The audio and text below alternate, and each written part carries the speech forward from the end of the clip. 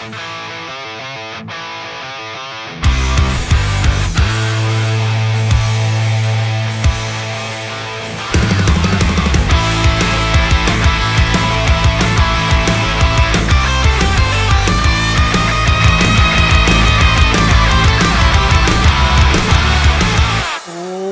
into the Stardom Fantasy Football Podcast. I am your host, Stefen McKinney, joined by Jacob Stevens and Ashton Mitchell.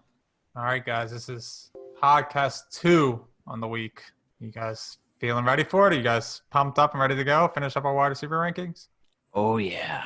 I'm getting ready for this because this is going to be our life here for the next 16, 17 weeks once the season starts. And also, I wanted to point out something that you guys didn't notice. This is kind of a big day for us, as this is our 10th episode. Did not know. I thought that was pretty cool that we made it this far, and we're still recording.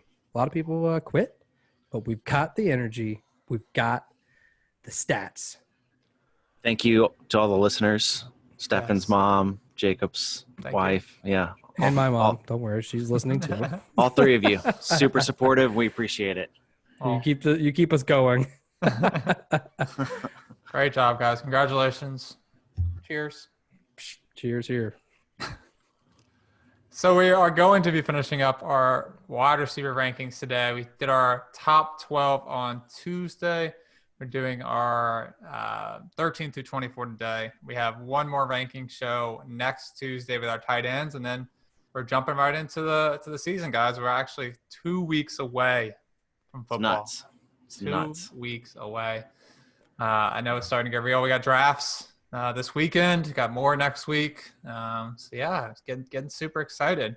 You guys want to go ahead and jump into our wide receiver rankings, though? Yeah. Absolutely. Perfect. All right, we'll start at number 13 from where we left off. And this might be a little controversial based on where we have your ranking. Based on your ranking.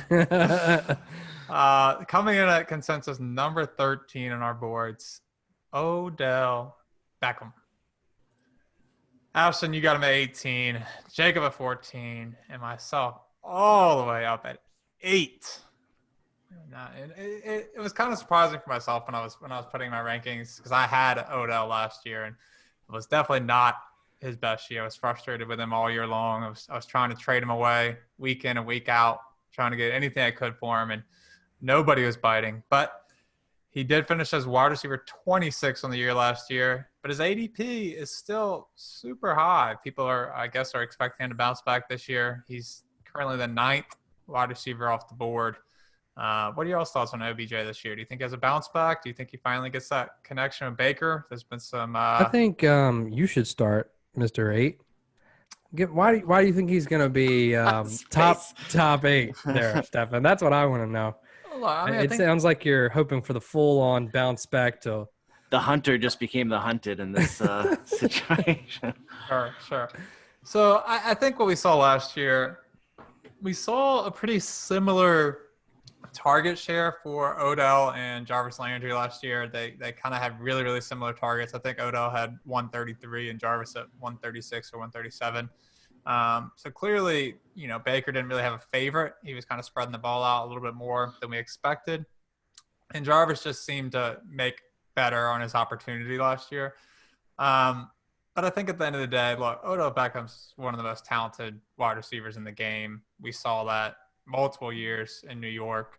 And we were expecting the same thing last year for his first year in Cleveland. We thought that connection would be instant with Baker and just expected big highlight plays from him, and we just didn't get that. But he did have a 1,000-yard season, so, I mean, it wasn't as terrible as it sounds. It was just for Odell, it wasn't right. a year. But look, I mean, he came into the league on fire. He started off his first 3 seasons as a top 5 wide receiver in fantasy. So, I mean, How long ago was that? I'm just 2014, 2015, and 2016, he was top 5. 2017, he was injured, played 4 games, and then 2018 was the year he kicked the practice net on the sideline, and there was all kinds of drama. Yeah. Played 12 games. That net attacked him. He did no wrong. But yeah, so yeah, I mean, I am expecting a bounce back year for Odell.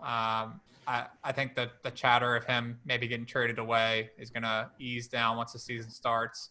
And I think this year will be a year that Odell comes back and shows that he's still elite. He's only 27 years old. I think Baker will have a bounce back year as well, which I think is important because it just seemed like Baker and Odell just couldn't get it going last year. The whole team, man. Yeah. Freddie So really- Kitchens as the coach it just didn't work out, and that's why he got booted. Yeah, really outside of Jarvis Landry and Nick Chubb last year, it just didn't seem to be going the way of the Browns for fantasy. But yeah, I am expecting a 10-year from Odell. I think he's going to come back into form. But Ashton, you're having him all the way down to 18, so you're seeing him as a middling wide receiver 2. Why is that? You expecting kind of similar results to last year? I mean, I think he'll have some improvement from last year. I mean, hopefully he'll have more touchdowns than 4 this year. And I think, second year with Baker, hopefully there's a better connection and more chemistry there. But I mean, I've had OBJ and some of my teams the past couple of years, and he just hasn't delivered on that caliber that I've wanted him to. Especially last year, which was pretty painful. But I know he was, dealing with some stuff, new team. He was dealing with a hernia. I mean, he was also injured. So yeah, he was dealing with a hernia throughout. He had to have surgery for that, and he tried to play through it. So it. Yeah, but it's beyond that. You know what I mean? Like he still had 133. He's a drama queen. Yeah, he had 133 targets, only 74 receptions. I'm looking for an improvement. That's why I bumped him up from what he finished last year. But I think he's I have him low wide receiver 2 with plenty of room to bump up to wide receiver 1. He has that potential. Right. He has that talent, but I'm just not fully trusting that yet to develop and be there this season. So they have all the tools to succeed in Cleveland this year. I got to see it first. Yeah. I thought they had a lot of tools last year to succeed, and they did. They got overhyped, and they did not. They did not make it. Just a little apprehensive with that, but I mean, he is still a rock star. He's and he's. I've been seeing the video of him doing the one-handed catch again in training camp this year, but that's training camp. I need to see it in real life, real games. So until that hype comes to reality, I gotta just pump the brakes a little bit. Yeah, so I'll just hop in here real quick. Don't want to run it into the ground, but with OBJ, if he hits, and he's wide receiver 8, he's going at wide receiver 9 right now. So it's like, okay, you're not obviously you're not going to get much value, but it's like, okay, if someone guesses and he's right and he goes off like he can and has done in the past, okay, you don't feel so bad about it. But if he misses like he did last year, that's why he hurt people so bad, because of how early he was drafted and other people you could have taken, and that's why he hurt you so bad. So I think that's why people are a little hesitant, like me and Ashton. Stefen is, I think what you're talking about with him being number 8, that is totally in the spectrum of possibilities. I definitely could see him doing that. But what I'm thinking is it's going to be a little bit in between. I don't think he's going to be top, just because, I mean, do you know where Jarvis Landry finished last year? I can pull it up for you here. Number 13. Exactly. I was going to tell you. But yes, he was number 13. And Odell, so 1,000 yards, that's not just something to bat an eye at, like that's a good year, but it wasn't Odell, and it wasn't good for fantasy. I mean, he did it, but it wasn't that pretty. He didn't have the touchdowns, obviously, as Ashton talked about. So, I'm not going to take that risk with OBJ unless he falls a little bit later than in the first round. I mean, maybe if he comes up, you get your running back, you get an elite running back in that first round, and he comes back. What's he? I don't know what he is overall, but 27 overall. 20. Okay, so third round. Well, yeah. I mean, it's just scary, and I think that's why I think Baker kind of tried to force the ball to Odell last year, and it didn't seem natural, and he was also injured, so he didn't get to play his typical self. But that's kind of what I think on OBJ, and that's why I got him kind of in between you guys, and I'm kind of taking it a little bit, a little more pedestrian than Stefen, and kind of not as afraid as Ashton. Fair enough. I ain't scared. Yo, you're scared, bro. I'm scared. Quick fire question here. You don't have to explain your answer. Just want to throw out a little scenario for you. 3 picks in a row in terms of ADP right now are Mike Evans at 26, OBJ at 27, and Allen Robinson at 28. If those 3 guys are sitting there for you and you have to pick one of them, who are you looking at? You don't need to explain yourself. Just throw out the name that comes. Yeah, I have to explain myself. I'm going I'd say Allen Robinson. I'm going Mike Evans. Mike Evans, then Allen, then OBJ. Yeah, I think I'm going OBJ here. I think OBJ has the highest upside. He has the upside to be a top 5. Okay, right. Allen Robinson, I think he's going to finish. Consistent. Yeah, he's going to be the most consistent. Exactly. And then Mike Evans, things have changed so much this year. I think Allen Robinson might get the best passer he's ever had. I do believe in Brady. All right, just wanted to throw out the. Yeah, that's a good question. That's true. That's where they're going. That's a tough, because you can't just see OBJ and be like, nah. It's like you got to think about it for sure. Yep. But we need to get on going. All right, guys. Number 14, I think a guy that we all are big fans of, and the guy that we always look for, and in our drafts, what I've seen, Robert Woods coming in at 14. Ashton, you got him at 10. Jacob at 15, and myself at 16. Finished at 17 last year, so we're rating him pretty close. The Rams don't have Brandon Cooks anymore, so it's all Cooper Kupp and Robert Woods. No more Todd Gurley. So, I mean, you would expect a lot of opportunity to be moving towards Robert Woods' way. We've seen over the last 2 years, we're not really sure if it's Robert Woods is the wide receiver 1 or Cooper Kupp's the wide receiver 1. A couple of games we have Brandon Cooks as the wide receiver 1. So we see that Jared Goff likes to spread the ball around. It could go either way for Woods or Kupp. And we talked about it last episode where their stats are so comparable outside of the touchdowns. But yeah, I mean, for where he's going right now, guys, he's going as wide receiver 23 off the board. So we say it multiple times on multiple episodes. We're putting it on all of our social medias. We're letting you guys know for where he's being drafted right now. He's one of the best values you can find in fantasy drafts. Absolutely. Every year it seems to be the same. Robert Woods isn't that big household name that's like, on the highlight reel all the time. But the dude he gets it done. He produces. He's not going to be a top 5 wide receiver at the end of the year, but I guarantee you he's going to be in those, 10 to 20 range every single year because he's going to get the receptions. He's going to get the yards. He might not get the touchdowns, but if you want consistency on your team, I think Robert Woods is definitely a guy to look at. Yeah, just look at the volume alone. And now that you have those extra targets that are going to be available, Brandon Cooks is gone. Like you said, Gurley's gone. Those numbers are just going to go up. So you're going to take those 3 touchdowns that he got last year, and that's all. I mean, 2. That's going to 2 touchdowns.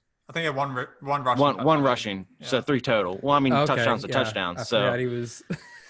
So they're like, man, we got to get you a touchdown. So, I mean, you just take those touchdowns. I mean, he's going to get more touchdowns than 3. If he doesn't, then. Yeah, I mean, if he goes up to 6, even with that. He only had 2 touchdowns last year. They didn't even give him one. Poor guy. All right, well, this particular website is whatever the case may that's be, okay. He's going to have more touchdowns. But Ashton, 2, 3. It's not going to be that low. Where did you have him ranked?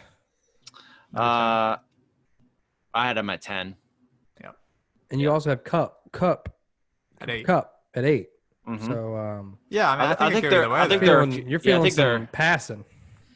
Yeah, well, like I said, I mean, I think the Rams struggled a lot last year, but Goff does throw the ball a lot. So, and I think somebody's got to catch it. Yeah, someone's got to catch it. Why not Bob? And you have two great receivers that are equally talented with the capabilities of being a wide receiver 1. So. Yeah, I'll just touch on this real briefly here.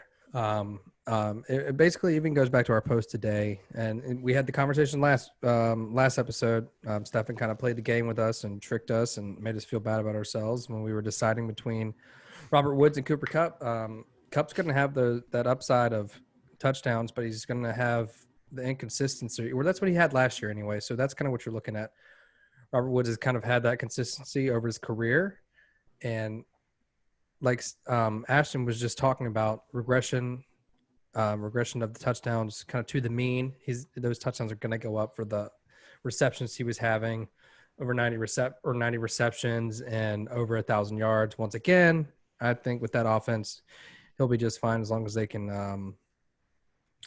air it out and just let him have some touchdowns. Cooper Kupp, he's kind of a specialist in the end zone, and that's why he's going a little higher, I think, because he can have those blow-up weeks. But Robert Woods, so consistent. He's going 18 picks behind Cooper Kupp. I'm taking a running back in that spot of Cooper Kupp, and I'm taking Woods if I can in the other way. So with running back as a premium. So I don't know if what do you have to add to that, Stefen? Yeah, I mean, he's going in the fourth round, like late fourth round. So, I mean, by that time, you've probably already built two really, really solid running backs, if not three. So, I mean, Robert Woods is a great value where he's being drafted. And look, Cooper Kupp we know that he has injury problems. He's been injured before. If Kupp goes down and it's just Woods, like there's nobody left behind him. I mean, yeah, you got Tyler Higbee. You got Gerald Everett at tight end. But after him at wide receiver, they don't have a lot of depth. They have Josh Reynolds, who has shown a couple games that he's all right, but they really don't have any depth outside of Cooper Kupp and Robert Woods. So if something were to happen to Kupp, Robert Woods, he has a great ceiling and, an awesome floor. He never like gives you any sort of like bad weeks really. So I think he's a super consistent pick, especially if you're playing in half PPR or a PPR league. He's going to get receptions. He's going to get him some yards. He just needs to pick up the touchdowns and he's good to go. Well, let's jump on to number 15, a little bit more of a household name for sure. Juju Smith-Schuster missed 4 games last year with some injuries.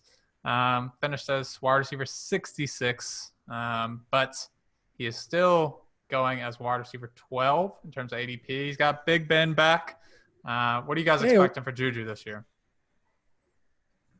I mean, my thought on it is simple. I mean, with the first, 2 games with Ben at the beginning of the season, I mean, Juju was lighting it up.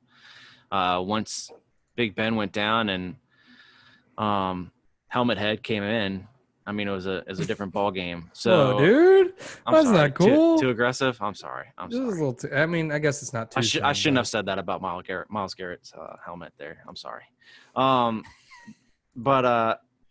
I just think with Big Ben back in, Juju has, and I think they're moving him back into the slot instead of keeping him out on the perimeter. They're not, running him on those deep routes anymore. I think he's lined up to be a successful wide receiver again in Pittsburgh. So I amped him up a little bit, and he's talented and he's super young. Stefen, you have him ranked pretty high, don't you? Yeah, I have him at number 11. You don't think the AB not being there, him not having someone that can take the attention away from him, is going to affect how he is this year? No, I mean, look, back in 2018 when he had Big Ben for the full season, he had a monster year. He had 1,426 yards, 7 touchdowns. The targets, like the amount of times that Big Ben threw in the ball, the trust that Big Ben had in him was what really stood out to me. Just to give you a little bit of perspective, Michael Thomas's career average for targets per year is 150. Juju back in 2018 had 166 targets. That just kind of, puts in perspective the kind of looks that Juju's going to get, especially if Big Ben can stay healthy, if Juju can stay healthy. Again, This is a guy just like OBJ who the sky's the limit for him. Like he could finish potentially as a top 3 wide receiver on the year if everything goes right for him.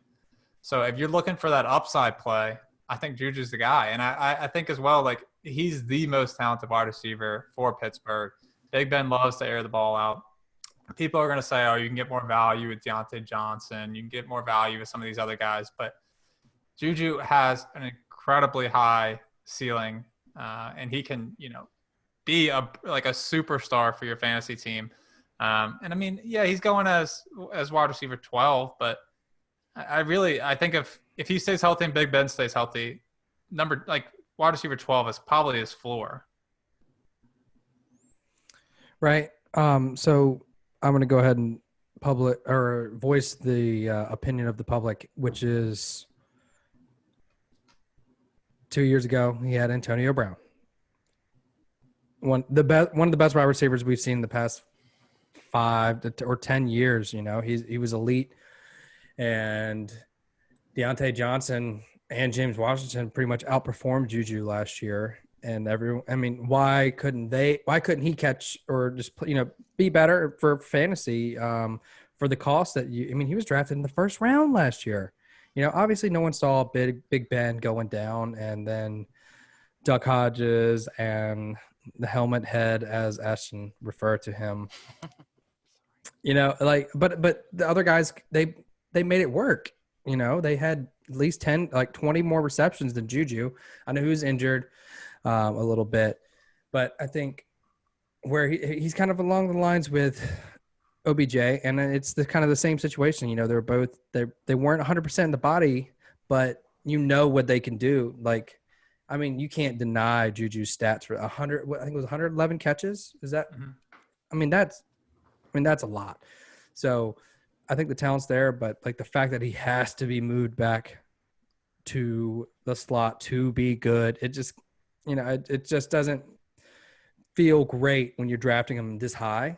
And that many things need to line up, but you can't deny the talent. And just saying, like I said with OBJ, like someone's gonna take a shot on him, and it's gonna work out, and he could be way up there.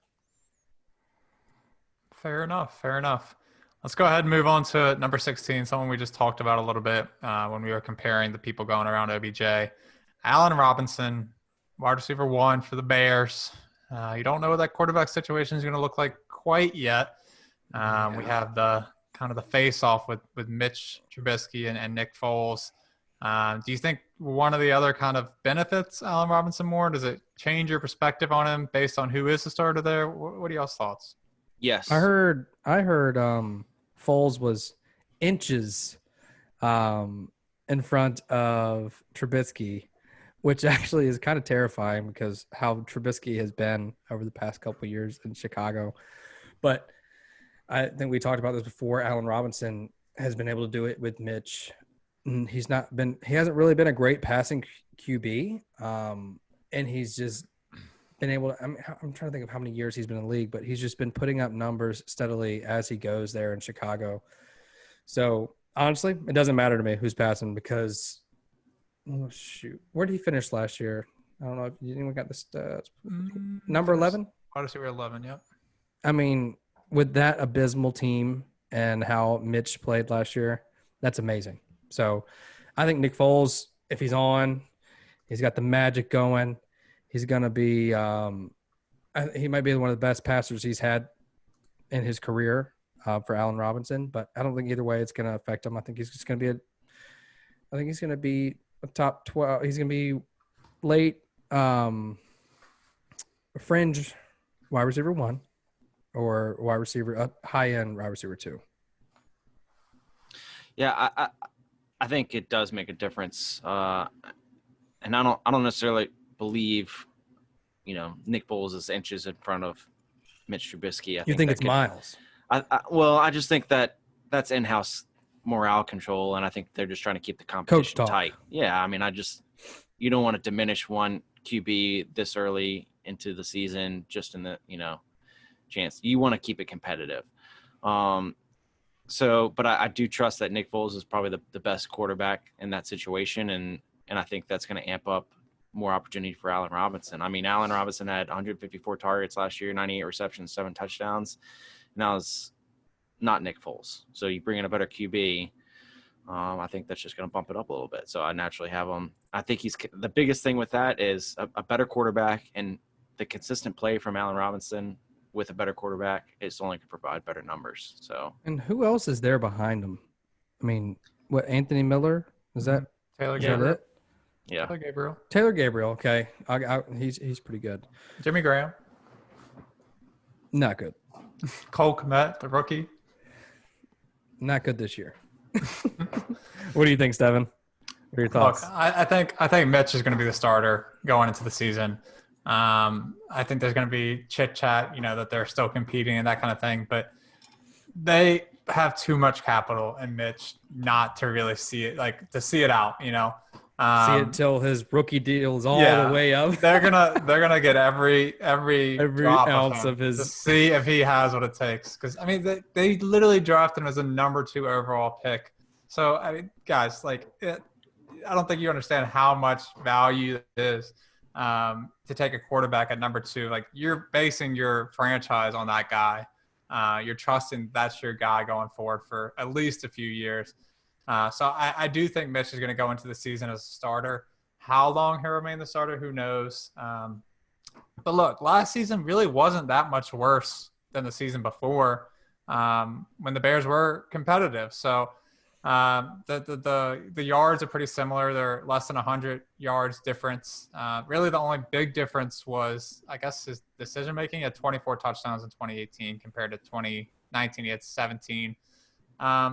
But look, I mean, we only saw Allen Robinson get it done last year.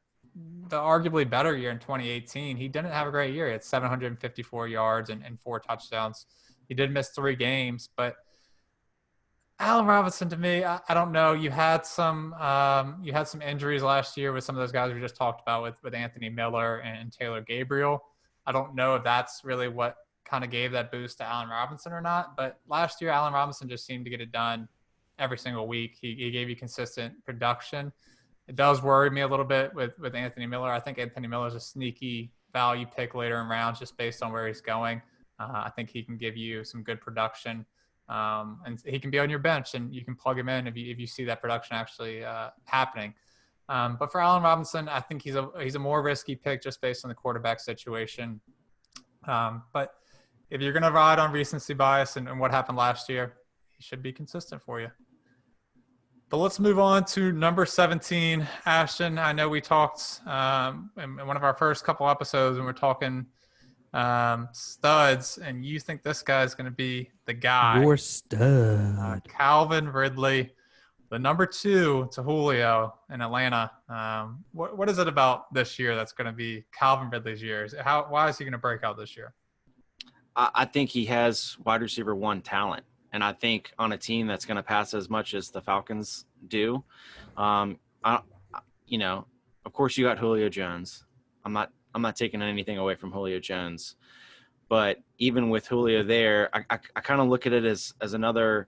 You can kind of bring it under the same column as Cooper Kupp and Robert Woods or Mike Evans and Chris Godwin. You have these wide receivers that have are on the same team that both have wide receiver 1 upside, if they aren't wide receiver 1s already. So I think Calvin Ridley falls in that same category, even with Julio Jones there. I mean, last year wasn't a huge breakout year for him. I think he has potential to even rise above what he did last year, this year. But he had 93 targets, 63 receptions, and 7 touchdowns. I think they're going to be tossing the ball left and right, even with it is the every other year for Matt Ryan. Matt Ryan, we kind of know what's going on down there in Atlanta this year. And I think with a better running game this year, I think that's going to open up the passing game a little bit more too. So I'm excited to see Calvin Ridley have a full breakout year this year. And I mean, I hope Julio stays healthy throughout the season, but in case Julio goes down, 100% wide receiver 1 for Calvin Ridley. Talent is absolutely there. I'm just a big Calvin Ridley believer, so don't hate. Are you? Yes. No, so I'm just going to jump in here quick. I don't think Julio is just going to stop producing at the elite level that he has. And I say that in the fact that I don't think he's going to just give so much up to Calvin Ridley. Like, I don't think a lot is changing except for the every other year for Matt Ryan. I'm looking at it, and Ridley played 13 games last year. And he matched he almost matched the receptions he had the year prior, playing 16 games in his rookie year. So he was on pace for 1,066 yards. He had 10 touchdowns the year before, and he had 7 touchdowns last year. Like that, like I said, plus the every other year is coming back. So plus you have Mohamed Sanu that's out, and you have Mohamed those targets. Sanu is gone. He was traded to the to the Pats. I just don't think that Julio's just. I think if anything, Julio's going to get some more touchdowns. I think he deserves it. I'm not taking away from Julio, but No, I think you have to if you expect a breakout. There's got to be some give and take because Hayden Hurst obviously he's coming in. you have those other targets from Mohamed Sanu. I mean, the targets are targets. You're still going to get Julio's numbers, and Look, Julio's man, Russell Gage. Do you know who that is? Not relevant. No, I know. I totally understand what you're saying, and I can see. I mean, I've got him at 19. I mean, a wide receiver two guys between a wide receiver 1 and a wide receiver 2 on the same team. I think 13. You know, we've got him at 17. He's currently where's he going at right now? Has anyone got that 18. pulled up? Where? 18. Wide receiver 18. Okay, so I mean, I think if you grab him there, if you can, I think that's great value, and he might. I mean, you know, Julio might lose a step this year. You know, I mean, he's getting older, and if he does, I think it'll kind of pave the way for Ridley to take over and just be that elite wide receiver 1. But if not, which I just don't see it this year, it could be coming. It's coming, but I just don't see it coming this year, and that's why I've got him all the way down at 19 from his ADP of 18. So I think it's a good where he's going is good for me. Fair enough. For me, obviously, we talked about it last show. I'm super high on Julio. I have him as my wide receiver 2. I don't think he's lost a step at all. I think he's still one of the best in the game. It's super rare that teams produce 2 wide receiver 1s for fantasy. It's obviously been done before, but it definitely does not happen often. So really, you got to think about that. If you really do think that Julio is going to, you know, take a step back and kind of ease off what we've seen him do for so long, then yeah, Ridley's a great pickup. But also you got to kind of compare it that way to understand that his ceiling really is limited just based on the fact that they do have Julio there. But look, he finished as wide receiver 25 last year in 13 games. He was on pace to finish as wide receiver 16. So I do think you are going to have, as Ashton was saying, he is a super talented wide receiver, and he is going to be a great fantasy wide receiver, especially once Julio does take that step back. I definitely think he'll be a wide receiver 1 once that happens.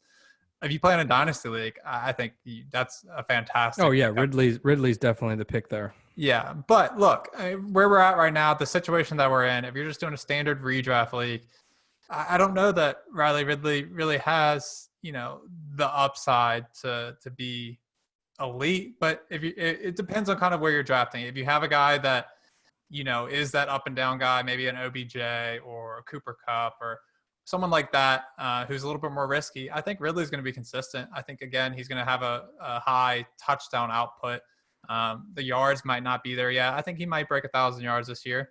But I see him kind of finishing around that ADP. I see him finishing probably around 15 to 18. So I think he will be a guy who's super, super consistent, though, week in and week out. But yeah, let's go ahead and jump into number 18. A guy who also has question marks, A.J. Brown. Obviously, he's a freak. He's ginormous. Him and DK Metcalf together is a scary sight. But yeah, we saw a great year for A.J. Brown last year in his rookie season. It was a weird connection, too, because nobody really saw it coming with the Marcus Mariota start, moving over to Ryan Tannehill. But look, Ryan Tannehill and A.J. Brown obviously had a connection. We saw it last year. The receptions weren't there, but every time he got the ball, he was doing work, baby, doing work. Obviously, if you're going to take A.J. Brown, you're expecting those receptions to go up.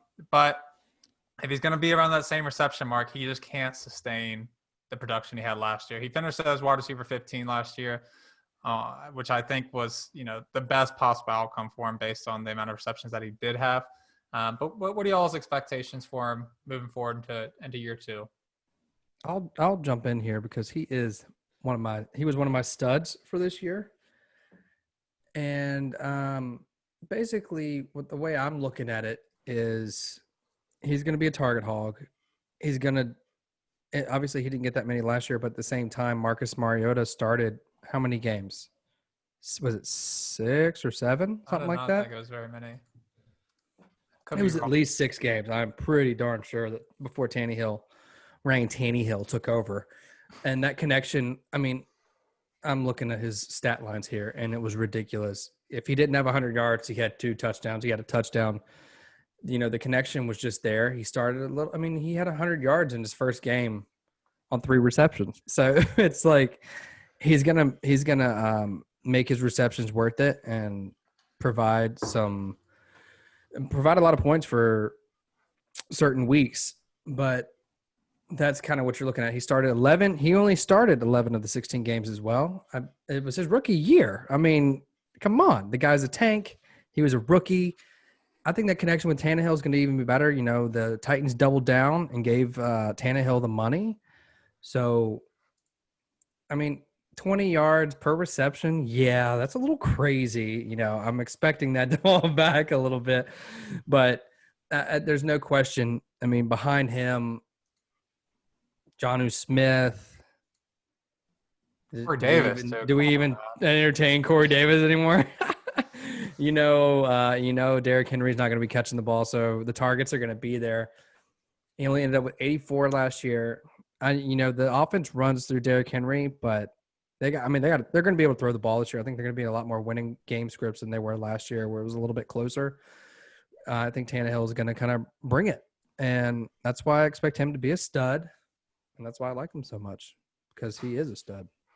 Dude, Titans are stacking up on sized guys, man. You got a guy like Derrick Henry as your running back, and then bring in A.J. Brown as your wide receiver. It's pretty pretty intimidating offense, just by size alone. I like A.J. Brown. I think he had a phenomenal year last year. Especially after Tannehill came in. Tannehill had a crazy year for basically the second half of the season. Comeback player of the year. Yeah, I mean, it was ridiculous. I mean, and who would have thought? You know what I mean? But I'm not entirely set on Tannehill repeating that's fair. Those numbers. I mean, I think it's possible. I'm not sure. You know what I mean? I just don't know how much of that is going to be a repetitive thing this year. I am a little bit concerned about his receptions. I think he needs to bump those up a little bit more. So if they can get the passing game up more and he can see more looks, then great. And I mean, if he can keep his, what do you have, 9 touchdowns last year? Something like that. Yeah, I mean, that's insane. 8. So I'm sorry. 8, yeah. So if he can keep it around that, then awesome. But right. I'm looking at it now, and Tannehill's we came to start in week 7. Yeah. So. And there were games where I'll give you just some of the attempts. 20, 22, 18, 19. And that's not including the completions. The completions were 13, 17, 14, 13. So there's definitely reason for concern. I understand it, but they're gonna be better this year. So just get ready for it, okay? You're welcome. Look, I don't like the Titans offense. I don't like Ryan Tannehill. He's been in the league for a while, and he's never been a great quarterback. He's been an average quarterback. So, yeah, he comes in for 12 games last year and has a decent season. But, I mean, he's been in the league since 2013, and he hasn't been great before. I don't expect him to be great now. You can give him some money, and that doesn't mean he's going to be a great quarterback. So, I think this offense obviously runs through Derrick Henry. And as you were saying with those attempts, like they don't want to pass the ball a lot. That's just not kind of what they're built around. So I'm not expecting, a huge breakout from A.J. Brown. I'm not expecting him to, have 80 receptions this year or anything like that. So A.J. Brown's not really a target for me. I don't think there's enough opportunity there for him to get it done again. I think he's a fantastic receiver, and I wish he was in a system that let him show off more. Because, I mean, look, he averaged 20 yards per reception. That's astronomical. Like, that's not repeatable based on – That's all he needs. He had, though. 52 receptions, that's it. But that's not what if he has 52 receptions again in 2018, I guarantee you he does not finish as a wide receiver 2. So for me, it's just he's not the guy. Wide receiver 10 last year. That's just insane to me. It's crazy. Yeah, but yeah, I do have him as the lowest of us all. I have him at wide receiver 20. So That's just where I am on him. He was wide receiver 15 and half point. So it kind of just depends on. Look, if you're playing standard, there's no problem with him not having a lot of receptions if he's going to get it done. So, but let's go ahead and move on to the next guy. This is one of the guys that I've spoken up on a few episodes now. Devontae Parker coming in at 19, a guy that Ryan Tannehill used to throw it to and couldn't get it done with. So. Maybe we see that kind of production with A.J. Brown. Who knows? But, Ashton, you have him at 20, Jacob at 18, and myself at 18 as well. Finished last year as wide receiver 7 for the Miami Dolphins. His ADP right now is wide receiver 21. So, again, I think this is a great value pick. He's going as wide receiver 21. He finished last year as wide receiver 7. Like, clearly people think it's a fluke. They're not giving him the respect he deserves. And I understand, it's the same kind of thing. Look, you got Ryan Fitzpatrick, a quarterback. A lot of people think that's it's magic.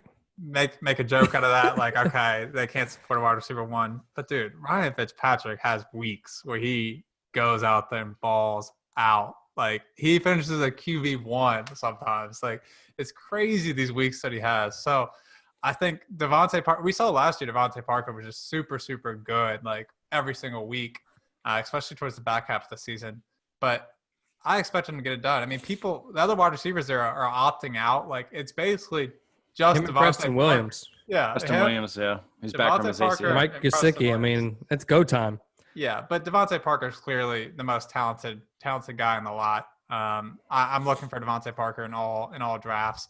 He's going, like, it's super late in drafts. I don't know what his overall is right now. But man, I had the ADP up. Oh, I got it. 50 overall.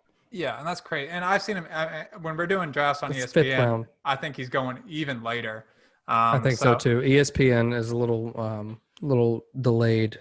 Yeah, but some of the guys that he's going like around, it's crazy. Like the value that you get with him is so much higher than the value you get with some of these guys that are going around him. So, here I got you. Hey, let me ask you guys a little question here. I got a couple players here for you to look at.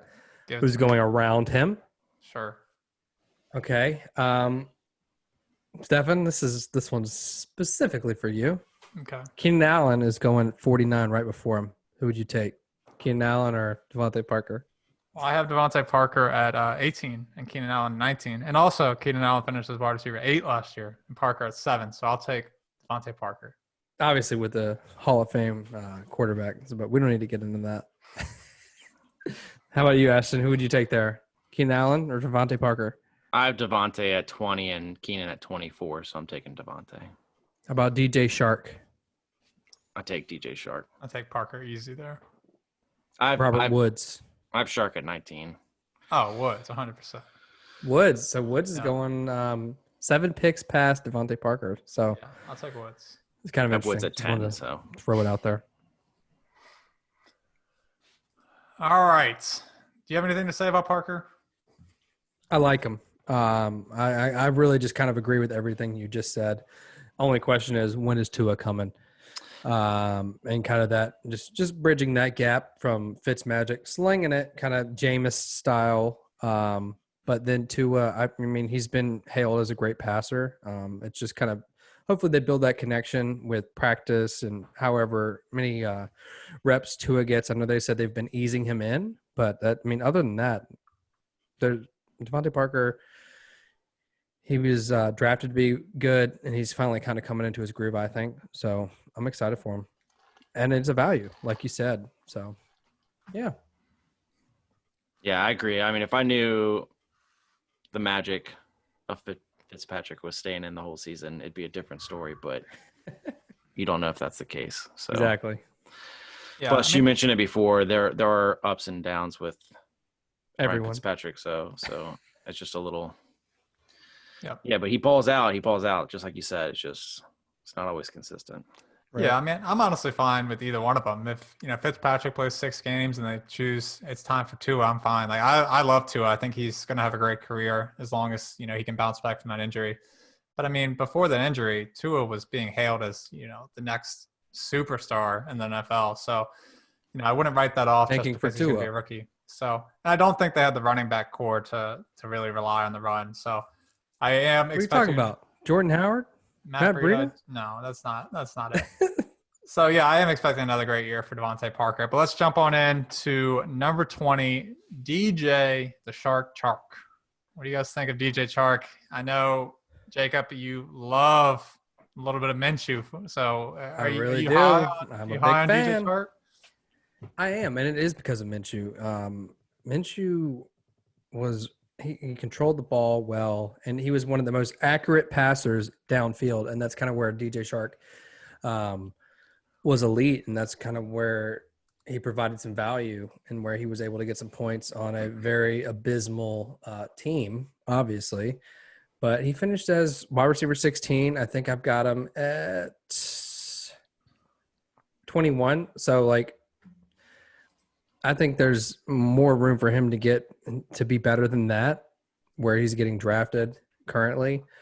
I think that connection with him and Minshew is just going to be even better because Minshew didn't start until, well, I guess was it about 3 weeks in, then Foles came back, and I think that kind of messed up what they had going. And for him to finish 16 there, I think he could. Honestly, I now that this is one of those guys where you talk about him and you're like, wow, I feel like I'm off on the guy. Like, he could definitely finish better now that I'm thinking about he finished 16 last year with a mix and injury, Foles. I don't expect Jacksonville to be good. I expect them to be losing a lot. So I think they will be airing out the ball more than running the ball with Fournette. And so that's kind of why I've got some faith in them. I don't have them ranked super high. I'm actually going to have to make some adjustments after this because I've got some faith in them because it's really, after Shark, Shark's he was drafted pretty high. He has some high capital, and I think he's going to definitely lead that wide receiving core out there. Yeah, I think it's just going to be a different setup in Jacksonville this year. Gardner Minshew is not coming in as the backup quarterback that they're just thrown into the mix here. There's no one else. He's coming in as the guy in Jacksonville, as the QB1. So I think the chemistry is going to be a little bit more stacked this year. DJ Shark had 118 targets, 73 receptions, 8 touchdowns. 8 touchdowns? In fact, check me on that. And 1,008 yards, and that was 15 games. I definitely see that going up this year. I think the talent's there 100%. I think just knowing that Gardner's going in there, knowing that he's the guy, the confidence is going to be higher this year. And I think people underestimate Gardner Minshew's talent. Other than Jacob, I think people are underestimating his talent. And I think he's a smart QB, and I think he's more mobile than more people think, and that he leads on. And I think he's going to create more plays and drag things out for DJ Shark to kind of create a little bit more separation when needed. And I think it's going to be an opening spot for them. Did you see the jorts? Did you see the mustache? Yeah, he did a whole camping tour this year. Had an RV and everything.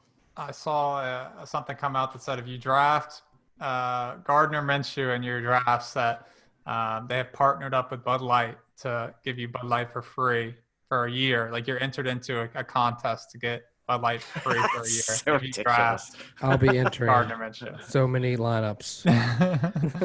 It should be an automatic win if you draft them one overall. Your number 1 pick.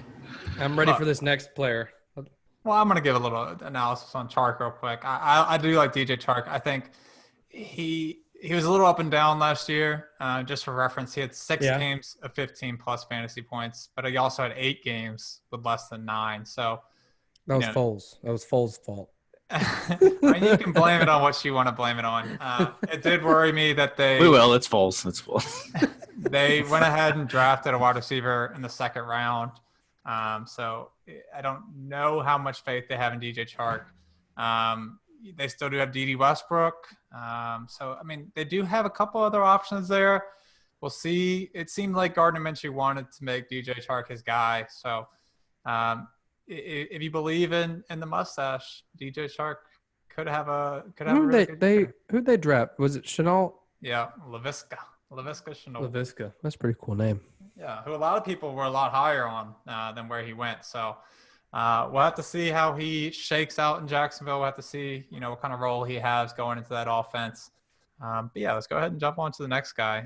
This is a guy that we've had a lot of conversation with about for this week, especially. I talk to him. I talk to him on a regular basis, It but doesn't seem like it because Jacob seems that's only to about the guy. hate mail that he's sending me. You still haven't watched the Hard Knocks last night, so I don't even want to talk to you about that. Well, let's get to it. Wide receiver 21, Keenan Allen. The amount of discussions we've had this week is And you is still wild. have him ranked at 19. I don't want to hear it. I don't even want to hear it. I don't think we need to have the conversation. We could have made multiple. Didn't he tell us that he shows. needs to be at number 1 overall? That's what he told me. Yeah, I'm He pretty sure said that's what I he was said. on his Twitter and I tweeted that. We could have had multiple shows on amount of discussion we had on him. We were back and forth, but I convinced both Ashton and Jacob to bump him up after my very 2 spots, convincing, guys. convincing 25 to 23. Don't let him get to I your don't, head. I don't know if it was That's just seven you spots on Ashton. convincing. I don't know if it was just you convincing. I mean, you played a part, but let's not. Look, I'll he's take all the basically credit. he is in this episode because of me because I convinced you guys to up him on your rankings. All right. All right, guys. Ashton, you have him at 25, Jacob at 23, and myself at 19. Finished last year as wide receiver 8, and is currently going off the board as wide receiver 20. Jacob, go ahead and explain your side of why this isn't going to be Keenan Allen's year. I would love to. Obviously, as our conversations were basically around the fact that it's not Keenan Allen that I don't believe in. It's Tyrod Taylor. I went back into the history banks. I was looking around. I was like, man, what has Tyrod Taylor done? And he was a starter for 3 years in Buffalo, and he supported one top 20 wide receiver, and that was Sammy Watkins at wide receiver 16. And since then, he got traded. He's been let go. He's been traded or signed elsewhere. And the fact is, and I've had Tyrod Taylor in fantasy before. Like, I don't hate the guy. He just doesn't provide the value you need. He's not going to be running as much as he used to. Sure, he's like Tom Brady, but a little bit more mobile. But and the fact that he's a game manager, don't get that twisted. Okay, sorry, Ashton. I saw you look at me like that. Well, I'm just wondering if you saw He's Brady a do game a QB sneak manager. at training camp. He this is week. a game All right. manager. That is all there is to it. He's not going to be airing it out. Yeah, somebody's got to catch the ball. And Keenan Allen is so talented. You guys, when you watch that episode, you're really going to enjoy it. But it's not about Keenan Allen. It's about what's going on there. They've got Austin Eckler, Justin Jackson, and they drafted, Joshua Kelly. I mean, they've got the running backs. And he's still not, I don't know. He's not going to dump it off to them, but he's just going to take off himself.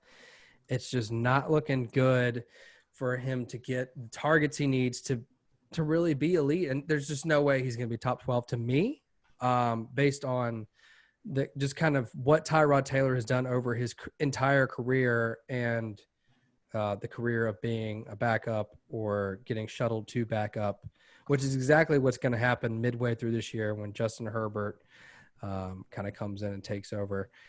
And again, it's not against Allen. It is against what's going on with Tyrod Taylor. So have at it, Stefen. Ashton, you don't even get to talk in this, okay? That's fine. I'm more than happy to set this one. Look, I mean, I can spend the next hour or two telling you why Keenan Allen is gonna be a great player once again. But look, you could say all you want about Tyrod has never supported anything but a top 20.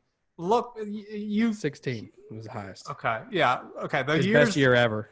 The years that Tyrod Taylor was the starting quarterback was 3 years in Buffalo, right? Mm-hmm. The 3 years that he was a starter, do you know where the Buffalo Bills offense ranked in terms of pass attempts for the year? I'd probably say maybe middle of the pack. I know Taylor's highest. I know his highest pass attempts. Middle of the pack, lower end. Okay, here's the answer: second to last, and last. Okay. And I'm assuming that's the team's fault, not Tyrod Taylor taking off running. It's a team. It's the offensive mentality that they wanted to go in. They had LaShawn McCoy in his prime. He was one of the best running backs at the time. 80, baby. They were relying on LaShawn McCoy game in and game out, and they didn't need Tyrod Taylor to air out the ball. But that's not the offense that he's going into, the Chargers. I mean, when you're starting running back as Austin Eckler, you're not giving him the ball 250 times to run. You're going to pass the ball. So I think, again, you can say, okay, Phillip Rivers is known for just airing it out a million times. But he's also a check down artist, okay? Sure. Okay, look, Tyrod's not going to get as many attempts as we saw with Phillip Rivers every year, but he's going to get a lot more attempts than he had in Buffalo. And Keenan Allen is a superstar. I mean, you think he'll surpass 400 attempts? You think he's going to be a starter all year long? His best year was 437 attempts.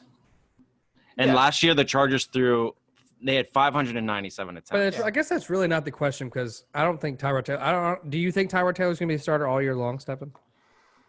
Because I think if Herbert comes in earlier, I think Allen will do even better. It depends really. I think it'll be Tyrod the majority of the year. I think he'll at least have the first 10 games probably, if not the whole year. Right. We'll have to see how it goes. But look, I believe in Tyrod. I believe in Keenan Allen. I think he's going to get it done. Look, Mike Williams has an injury now, and we don't know what that's going to look like to start the season. So it's going to be Keenan Allen. It's going to be Austin Eckler. Hunter Henry might be healthy. I think Hunter Henry gets a big boost on that too. Yeah, people are taking Hunter Henry pretty high still in ADP. So I don't know if maybe he finally caught up to maybe where he'll be. Did we do a bet on this one? Did we do a? Well, my argument was for where he's being drafted, wide receiver 20. Do you not think that's a great place to take Keenan Allen?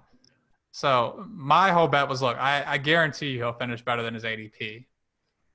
Jacob wants to turn it into, he doesn't think he's going to finish as a top 12. I'm not arguing that he'll finish as a top 12. I'm telling you that. You said he belongs at You said he would finish. He could definitely finish top. Big Julio Jones believer. That is impossible. I said, look, he tweeted that he's the best receiver in the league. So give him some respect. That's true. You should listen to him. I guess we can kind of talk about what kind of bet we could have. And do you think he's a 50-50 kind of receiver, though? I mean, do you think he's one of those guys that's muscling up against a cornerback to jump and get the ball? No. Or do you think he's beating him? He's beating him in there. He's just a route runner. You on the route. Yeah. He's a great route runner. It is. Watch Hard Knocks, guys. Just watch it. Let's get on the next few guys. We've got to wrap this up. Yep. Last three guys to wrap up here. We got Tyler Lockett at 22. We're all pretty similar rated on him. 22 for Ashton, 22 for Jacob, and 24 for myself. Finished as wide receiver 14 last year. Currently going off the board as wide receiver 19. It's a guy who doesn't seem to get a lot of respect when it comes to draft season. He always seems to have a low ADP for where he actually ends up. Always seems to surprise everyone every year. But Russell Wilson obviously likes him. He gets it done. I think, kind of the concern here is, does DK Metcalf take that next step? Does he show that he's the wide receiver one there and kind of overstep Tyler Lockett, or is it still Tyler Lockett and DK is going to be that number 2 guy? What are y'all's thoughts there? Do you think DK takes that step forward, or do you think it's still Tyler Lockett? I think DK is gonna take a few away from Tyler, but I mean, I still really like Tyler Lockett. I think he's got the better connection with Russell Wilson. I think he's their go-to. I know Russell wants to pass the ball more this year. And it just seems like every time I'm playing against Tyler Lockett, he just comes out of the woodworks and just destroys. Oh, touchdown. Man. And it's always like last minute too. It's like game-winning touchdowns. So I've always been one of those guys that like never gets them, but always wants them. And I feel like it's every Monday Night Football game with the Seahawks that he's just coming out and dominating, that I'm staying up watching. But I think he's just fun to watch. I think he's a reliable wide receiver for the Seahawks and Russell, and I think they have a great connection. I don't see that going down anytime soon. Yeah, I totally agree there. I don't think DK Metcalf's going to take him over. I think Tyler Lockett's somewhat of a touchdown specialist, and that connection he has with Russell. I mean, we've seen some crazy replays. I think it was last year or the year before in the corner of the end zone. I mean, some of those passes he catches, and they're just they understand what's going to happen, and he knows where to be. I think one of the main questions is, are they going to let Russell Wilson kind of just control that offense and just pass it? Because they were supposed to be one of the most rush heavy teams in the NFL. You know, that's kind of where they lean. So I think if Russell Wilson if he keeps those attempts up, I think he was let's see, 516 attempts last year, only 340. I mean, so 66% percentage on the completions there. If he keeps that up and kind of can spread that out some more, and Tyler Lockett, I think Tyler Lockett will be fine. I think Stefen's right. I think he gets underestimated. Definitely the past 2 years anyway. He had 10 touchdowns the year before and 8 last year. He finally broke 1,000 yards. I think maybe that's the question. Hey, is he going to get enough receptions? Last year was the highest amount of receptions he had. So that's kind of what you're looking for. I think maybe that is why he's fallen this late, just because of the amount of receptions. I know Stefen likes those wide receivers that are get about 100 receptions. You know, that they give you a safe floor and you feel better about them. So that's probably why he's going around where he is, and it's probably kind of what where he should be, honestly. If you're gonna not go with someone consistent and someone that has a little bit more touchdown heavy. Yeah, I like Tyler Lockett. I think there has been a lot of chatter in this offseason about Russell Wilson saying he wants to throw the ball more, not rely so heavily on the rush attack. And we saw last year the targets went up tremendously for Tyler Lockett. He'd always floated around that 70 target a year kind of pace, 2015, 16, 17, and 18. Yeah. I mean, he was always around 70 targets. Years. And then last year, 110 targets. So, I mean, look, Russell Wilson trusts the guy. He knows he's been with him for years now, and he knows that Tyler Lockett is going to get it done. So if we see Russell Wilson's attempts go up even higher, this is a guy who can get 100 receptions for the year and can be even better than he was last year. I mean, last year, wide receiver 14, for where he was getting drafted last year, that was a fantastic pick. So I expect the same from Tyler Lockett this year, if not better. It wouldn't surprise me if he was a back-end wide receiver 1. I could see him finishing as, 8, 9, 10, somewhere in that range, especially if Russell Wilson's hope and prayer comes true that he gets to throw the ball a little bit more. So we'll have to see how gets the grease, baby. How it shakes out for Tyler Lockett. But number 23, a guy that was in our discussion when we talked about Keenan Allen here, T.Y. Hilton, has a new quarterback in Wild Phillip Rivers. We have him as 21, 26, and 25. Finished as wide receiver 57 last year, but was injured, played 10 games, currently going off the board as wide receiver 26. What do y'all see as the potential upside for T.Y. Hilton this year? Well, aside from the hamstring injury that he's dealing with, that I don't think even was football related. I mean, I had a lot of hope with T.Y. Hilton coming in and working with Phillip Rivers and amping up his targets and receptions from last year. I think last year he only got 68 targets. He played 10 games, only got 40. With Jacoby Brissett. Only got 40. And I like Jacoby, but, I mean. I don't. Just looking at the comparison to him and Phillip Rivers as far as passing goes. Well, he only played 10 games, but he had 5 touchdowns, which isn't bad for 10 games. So I'm hoping if he can get over this hammy injury and get in the works with Phillip Rivers, and I know he's getting a little bit older, but I still think there's a lot of potential for T.Y. In this organization, especially with Phillip Rivers coming in, who's just going to sling the ball. And even if he's dinking dunking over the 5-yard line, I don't care. I just want receptions and yards. Right. So I'm looking for volume with T.Y. in this situation, and that's kind of what I'm basing it on. I think they've got a lot of talent out there, actually, with some drafting. They did Michael Pittman this year, Jonathan Taylor. I don't know if you guys heard about him. Paris Campbell is still out there. But I think the big thing for T.Y. is he's been elite. I mean, I know, Stefen, you've liked him in years prior. But he's had over 1,000 yards majority of his career, 7 of like 10 years he's been in the league. And now he had Andrew Luck, obviously, which is one of the biggest surprises ever when he retired last year. But Wild Phil is gonna air it out. He's gonna have probably one of the best offensive lines he's ever had. He's going to have the time. I don't think he's going to dink and dunk quite as much as he does. I mean, obviously he'll check down on the running back every day of the week as long as he doesn't have to move, because he does not move well. So that's kind of why I think T.Y. Hilton is going to kind of bounce back as long as he stays healthy. I don't see any problem with him getting up to the 1,400 yard marks he's set before. He's never been huge on touchdowns. If he could get those up to closer to about 8 touchdowns, where he's kind of averaged around 5, I think he could have some really big upside based on where he's going in the draft. Yeah, for me, I've always loved T.Y. Hilton, like Jacob said, especially when he had Andrew Luck throwing in the ball. I mean, I just thought that was the perfect connection. But I just do not like Phillip Rivers at this point in his career. Watching him play last year was just it just showed me that I did not want anybody that Phillip Rivers was trying to support.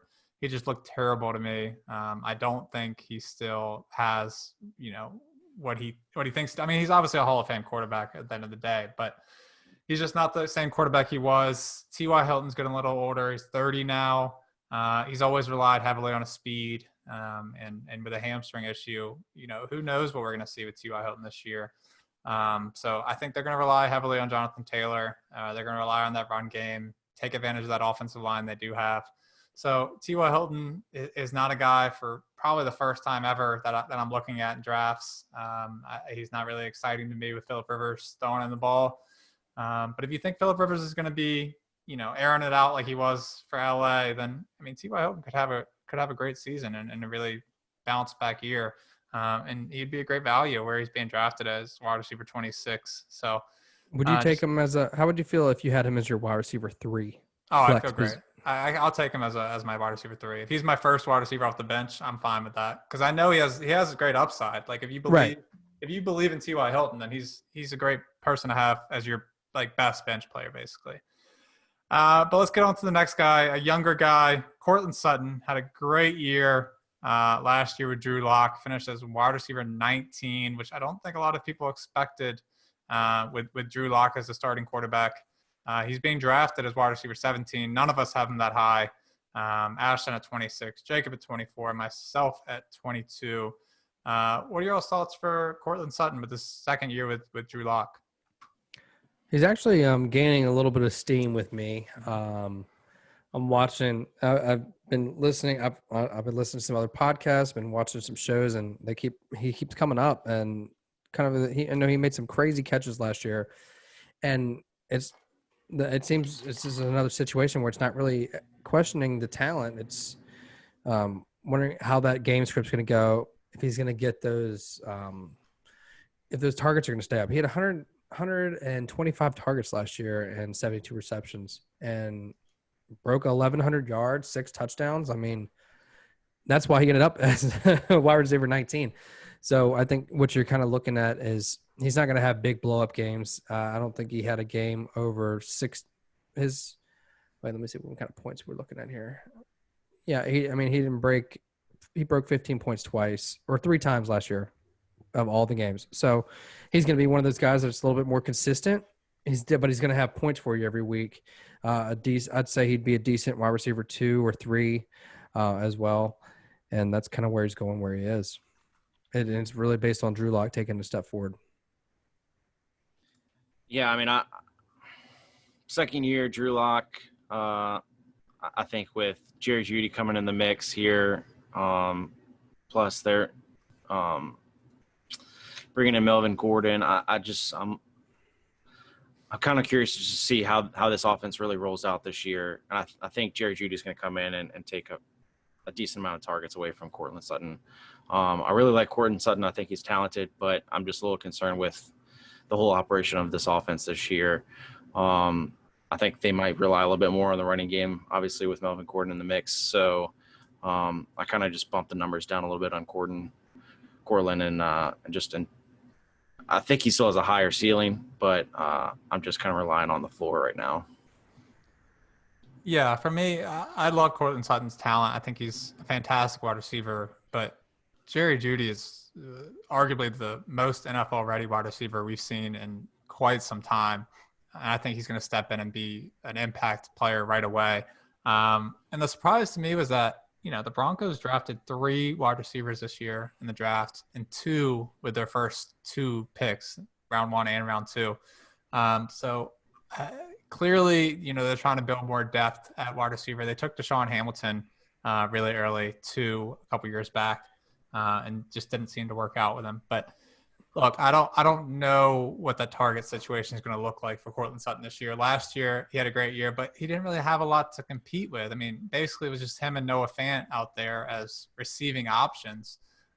So I don't have as much faith in Courtland Sutton this year to have the same kind of production he did last year. I think. Don't forget, Joe Flacco was out there for a little while at the beginning of the year. Yeah, and I don't mind that. I really don't. But yeah, like that. No, I don't like Joe Flacco at this point, but I think Jerry Jeudy is going to have a huge impact on that offense, and it's really going to take a lot of looks away from Courtland Sutton. And Drew Lock is still a young NFL quarterback, so I don't think he's going to be focusing on one guy. He's going to be trying to spread the ball out, and he's going to have a lot of talent to throw to. So I don't really know what to think of Courtland Sutton to start out the year. We'll have to see how it pays off for him. He's going as a wide receiver 17. Little too rich for what I'm willing to take him at. But hey, if he finishes as wide receiver 19 last year, definitely, has the possibility to finish around there once again. But that wraps it up for our top 24 wide receivers. We have one more ranking show with tight ends next week. And then we're jumping right into week 1 prep, guys. So we're going to be breaking down rosters. We're going to be preparing for those games. What? Give them some stardom advice and kind of jumping right into the season after that.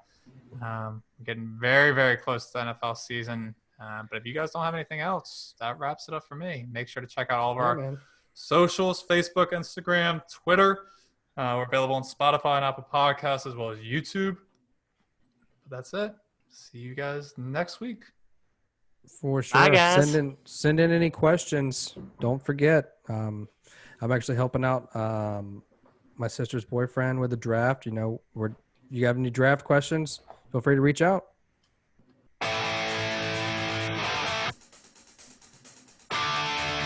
Until next time, goodbye.